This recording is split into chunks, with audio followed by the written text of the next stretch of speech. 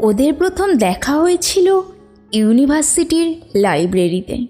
মেয়েটার নাম ছিল মেহেরুন আর ছেলেটার নাম অনিক। প্রথমে কথা হতো বই নিয়ে, পড়া নিয়ে, তারপর ধীরে ধীরে একে অপরের জীবনের গল্প। কোনো এক বৃষ্টি ভেজা দুপুরে অনিক হঠাৎ বলে ফেলেছিল, তুমি না থাকলে আমার জীবনটা কেমন অসম্পূর্ণ মনে হয়। মেহেরুন হেসে বলেছিল, তাহলে আমাকেও যেন অসম্পূর্ণ ভেবে নিও না। সেই মুহূর্তে ওরা দুজনেই বুঝেছিল জীবনের সবচেয়ে বড় অধ্যায়টা শুরু হয়ে গেছে। দিনগুলো যেন উড়ে যাচ্ছিল। ক্যাম্পাসের প্রতিটি কোণে ওদের স্মৃতি জমতে লাগলো।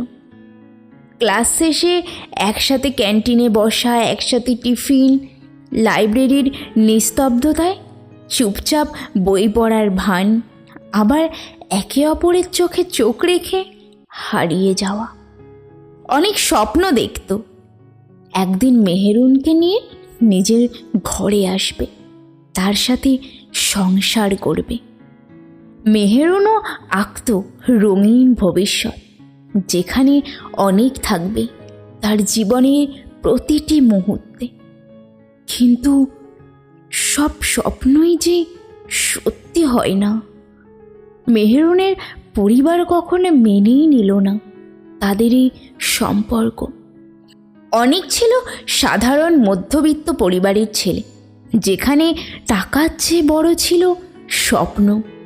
আর মেহেরুনের পরিবার চাইতো মেয়েটার যেন ধনী ঘরে বিয়ে করে, সমাজে যেন মাথা উঁচু করে বাঁচতে পারে।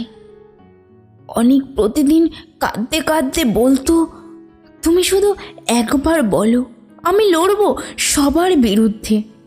কিন্তু মেহেরুন চুপ করে থাকতো, কারণ সে জানতো তার পরিবারকে ছেড়ে যাওয়ার মতো সাহস তার মধ্যে নেই। ঝগড়া, অভিমান, নীরবতা সব মিলিয়ে তাদের সম্পর্কটা ভেঙে পড়তে লাগলো। তবুও দুজনে একে অপরকে যে ভুলতেই পারছিল না। হঠাৎ একদিন খবর এলো অনেক চাকরির জন্য বিদেশে চলে যাচ্ছে। শেষবার দেখা করতে এলো মেহেরুনের সাথে। ক্যাম্পাসের পুরনো ব্রেঞ্চে বসে অনেক বলল, আমার জন্য অপেক্ষা করবে তো? মেহেরুন চোখ ভিজিয়ে বলল, অপেক্ষা ছাড়া যে আর কিছুই করার নেই আমার।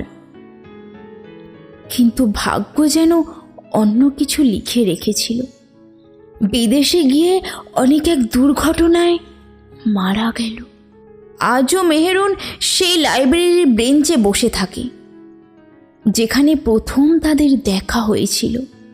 তার চোখে জল আসে, কিন্তু ঠোঁটে এখনো অনেকের নাম উচ্চারিত হয়।